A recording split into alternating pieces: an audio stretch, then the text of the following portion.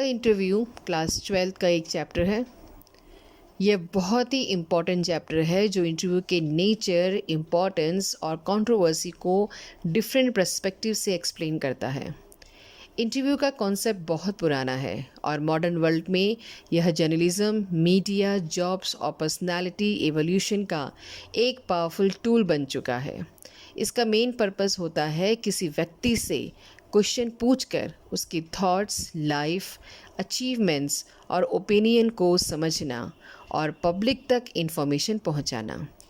लेकिन इस चैप्टर में यह भी बताया गया है कि इंटरव्यू हमेशा सिंपल या कंफर्टेबल प्रोसेस नहीं होता, बल्कि कई लोगों के लिए यह स्ट्रेसफुल और अनकंफर्टेबल एक्सपीरियंस भी हो सकता है।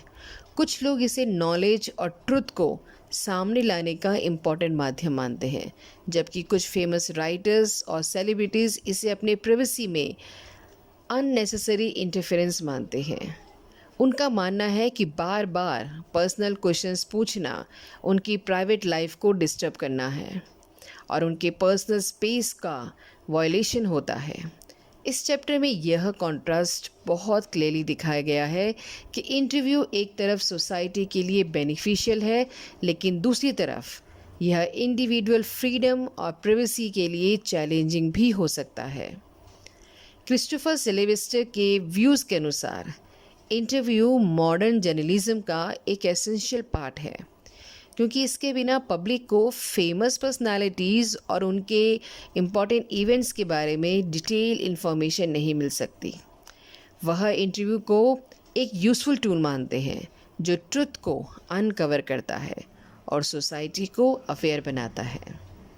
वहीं दूसरी तरफ कुछ राइटर्स इंटरव्यू को एक kind of invasions of privacy भी मानते हैं, क्योंकि इसमें इंटरव्यूअर के पास पावर होती है कि वो इंटरव्यूई से कैसे और कौन से क्वेश्चन पूछे, जिससे रिलेशनशिप अनइक्वल हो जाता है।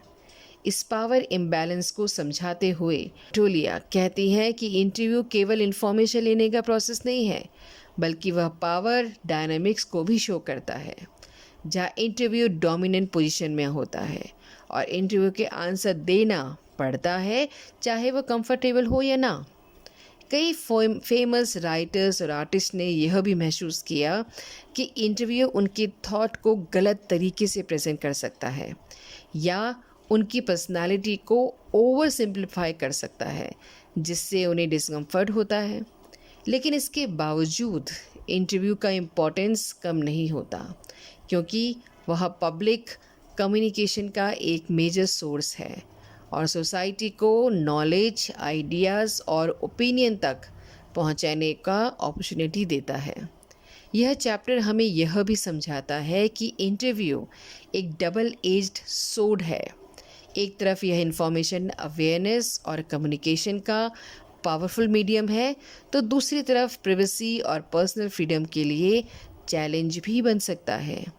इसीलिए जर्नलिज्म में बैलेंस होना बहुत ज़रूरी है, ताकि पब्लिक इंटरेस्ट भी सर्व हो और इंडिविजुअल डिग्निटी और प्राइवेसी का भी रिस्पेक्ट किया जाए। ओवरऑल द इंटरव्यू हमें सिखाता है कि मीडिया और कम्युनिकेशन में रिस्पॉन्सिबिलिटी बहुत इम्पॉर्टेंट है और हर पावरफुल टूल का सही और एथिकल यूज़ होना चाहिए, ताकि सोसाइटी और इंडिविजुअल दोनों को बेनिफिट मिल सके। Thank you.